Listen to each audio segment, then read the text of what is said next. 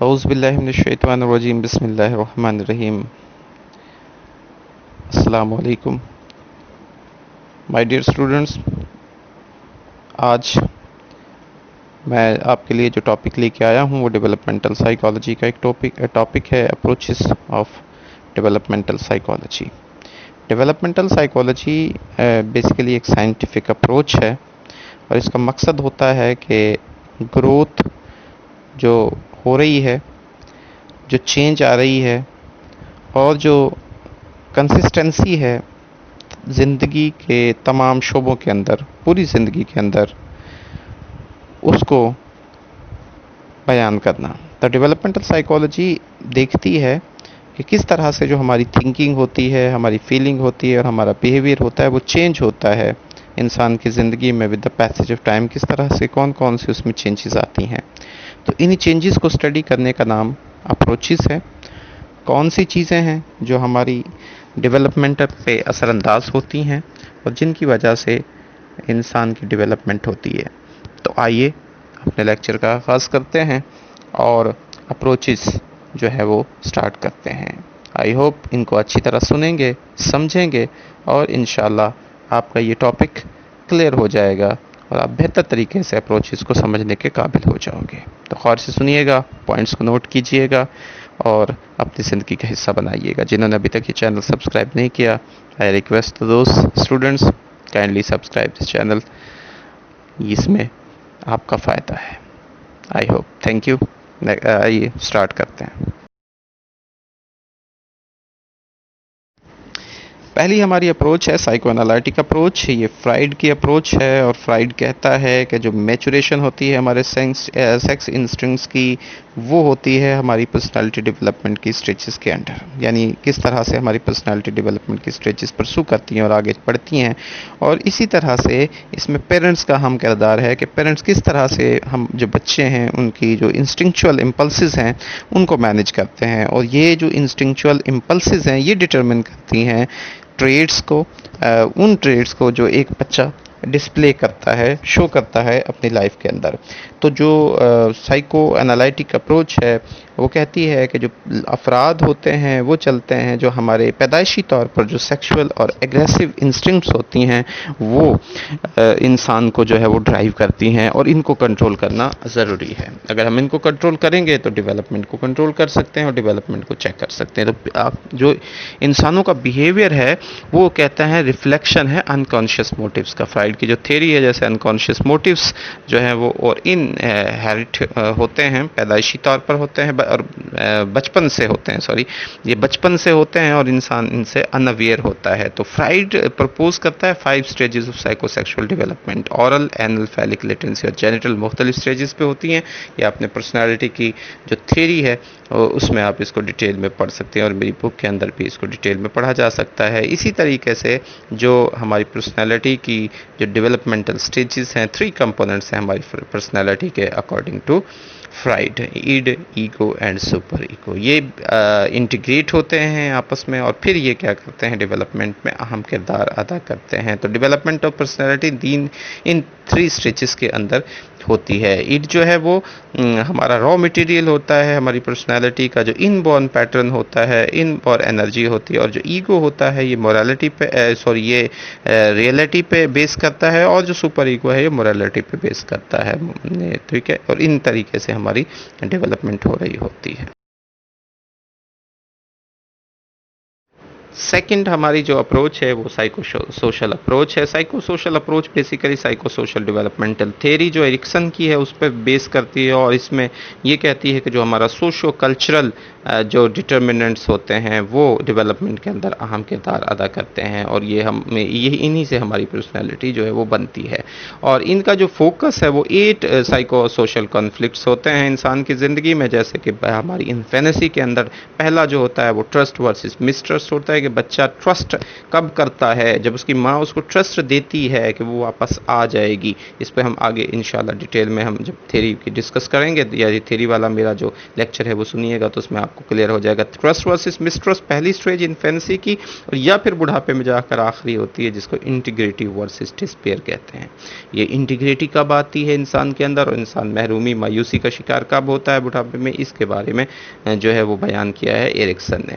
Each जो हर conflicts वो कहता है इसको रिजॉल्व करना चाहिए पॉजिटिव ट्रेट को डेवलप करने के लिए। अगर पॉजिटिव ट्रेट्स हमने डेवलप करने हैं तो हमने इनको रिजॉल्व करना पड़ेगा। जैसे पहले में हमने ट्रस्ट बच्चे के अंदर डेवलप करना पड़ेगा, बचपन इन्फेंसी के अंदर अगर ट्रस्ट डेवलप हो जाता है तो पॉजिटिव डेवलपमेंट हो रही है, और अगर मिसट्रस्ट होता है तो कौन सी डेवलपमेंट है जी, फिर वो पॉजिटिव डेवलपमेंट नहीं है, फिर नेगेटिव डेवलपमेंट हो जाएगी, फिर वो डेवलपमेंट ठीक नहीं हो। हेल्दी डेवलपमेंट के लिए ज़रूरी है कि हमने पॉजिटिव ट्रेट्स को डेवलप करना है, और ये अप्रोच जो है वो सोशियो कल्चरल डिटरमिनेंट्स के करती है कि हमारा सोसाइटी और हमारा कल्चर वो डेवलपमेंट पे असरअंदाज होता है बच्चे की, और वो डेवलपमेंट में हम किरदार अदा करता है कि जिस सोसाइटी में हम रहते हैं, जो हमारा कल्चर है, वो कल्चरल पैटर्न्स और सोशोलॉजिकल पैटर्न जो है वो हम किरदार अदा करते हैं इंसान की डेवलपमेंट के अंदर।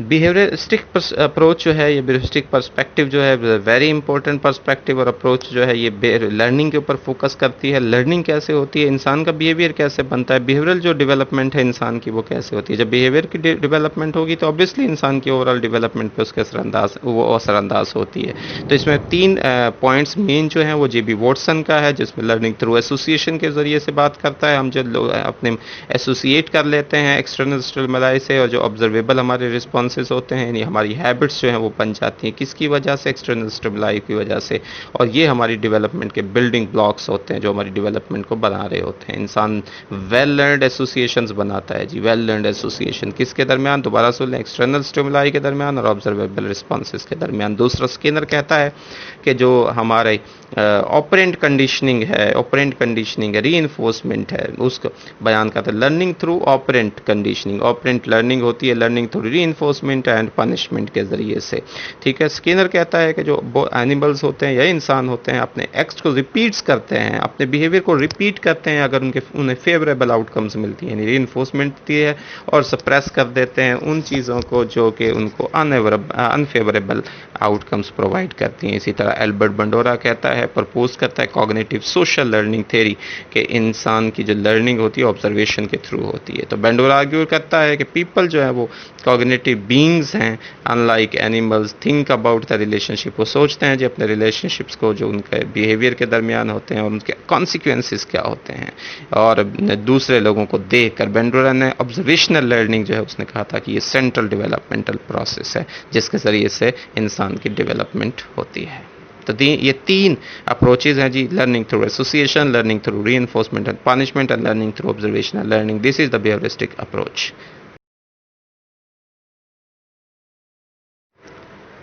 जी, कॉग्निटिव डेवलपमेंटल अप्रोच चीन पियाजे की ये उन्होंने डिफ़ाइन किया था कि जो इंटेलिजेंस है वो बेसिक लाइफ प्रोसेस है, और ये हेल्प करती है किसी भी इंसान को, किसी भी जानवर को, ऑर्गेनिज्म को कि वो किस तरह से अपने माहौल के साथ अडेप्टेशन करता है, उसमें जो है वो शामिल होता है, उसको इख्तियार करता है। ये थ्योरी जो है वो देखती है कि बच्चे जो होते हैं वो एक्टिव एक्सप्लोरर्स होते हैं, उनकी तलाश होती है, ठीक है जी, और अपने वो कॉग्निटिव स्कीमास तैयार करते हैं, एक मेंटल पिक्चर बनाते हैं अपनी, किसके ज़रिए से, अपनी थिंकिंग के ज़रिए से, अपनी कॉग्निशन के ज़रिए से। तो इसमें भी उन्होंने 4 स्टेजेस बयान की थी। एक सेंसरी मोटर स्टेज है जो पैदाइश से 2 साल, प्री ऑपरेशनल 2 से 7, और कंक्रीट ऑपरेशन 7 से 11, और ऑपरेशन। इनका मकसद होता है कि बच्चा किस स्टेज में किन चीज़ों को जो आगे लगता है, यानी जैसे पहली जो स्टेज होती है उसमें बच्चे की जो सेंसेस हैं वो डेवलप हो रही होती हैं, ठीक है। पहले दूसरे में बच्चे की ऑपरेशन से पहले के जो हालात हैं, प्री ऑपरेशनल, ऑपरेशन काम करने के, फिर वो ऑपरेशन कंक्रीट हो जाते हैं और फिर वो उनको इस्तेमाल करता है अपने अदर उनमें भी। तो ये जो डेवलपमेंटल स्टेजेस हैं वे डिटरमिन करती हैं कि हाँ किस तरह से बच्चा जो है वो इंटरप्रेट करता है बहुत सारे इवेंट्स को, ठीक है, और वो क्या उनसे वो अपने एक्सपीरियंसेस से क्या चीज़ें लर्न करता है, ये डिपेंड्स करता है। ये उसकी है कॉग्निटिव डेवलपमेंट, यानी बच्चा कॉग्निटिव डेवलपमेंट भी अहम किरदार अदा करती है उसकी बच्चे की डेवलपमेंट के अंदर हो। इसी से बच्चा जो है असिमिलेशन उसकी होती है और अकोमोडेशन कर होती है, वो चीज़ों को सीख रहा होता है, अपनी पहली चीज़ों में उनको हिस्सा बना रहा होता है, अपने जो एक्सपीरियंसेस है उनको बढ़ा कर रहा होता है और स्टोर कर रहा होता है। ठीक है जी, इसमें वो अपने और इसी तरीके से वो अपने अपने जहन को, अपनी अकल को इस्तेमाल करते हुए, अपनी कॉग्निशन को इस्तेमाल करते हुए माहौल के साथ अडेप्टेशन कर रहा होता है और अपनी डेवलपमेंट को आगे बढ़ा रहा होता है। सोशियो कल्चरल अप्रोच हमारी विगॉट्स्की की अप्रोच है जी। उसने डेवलपमेंट की जो डिस्क्राइब करती है कि जो बच्चा होता है वो एक्वायर करता है अपनी कल्चरल वैल्यूज़ को, अपने बिलीव्स को और अपने प्रॉब्लम सॉल्विंग स्ट्रेटजीज़ को कहाँ से, मेंबर्स ऑफ द सोसाइटी, अपने मेंबर्स ऑफ द सोसाइटी जो अफराद होते हैं, जो उसके इर्द गिर्द मौजूद अफराद होते हैं, उनसे वो डेवलप करता है। उसने कहा था कि जो कॉग्निटिव ग्रोथ है वो हैविली इन्फ्लुएंस करती है कल्चर के ऊपर, बहुत ज़्यादा। कल्चर यानी उस पर बहुत ज़्यादा असरअंदाज होता है, किसके ऊपर, कॉग्निटिव ग्रोथ के ऊपर, जो हमारी अकल और जहन की जो ग्रोथ होती है। तो इंफॉर्मेशन प्रोसेसिंग पर्सपेक्टिव उसने बयान किया था, वो अडेप्ट करता है टू एक्सप्लेन कॉग्निटिव डेवलपमेंट को, और ये देखता है कि हमारा माइंड जो है वो एक कम्प्लेक्स सिंबल मैनिपुलेटिंग सिस्टम है। ठीक है जी, माइंड को एज ए कम्प्लेक्स सिंबल, जो चीज़ों को अलामतों के ज़रिए से मैनिपुलेशन करता है और अलामतों को अपने अंदर दाखिल करता है और उनके ज़रिए से चीज़ों को क्यूज़ देता है।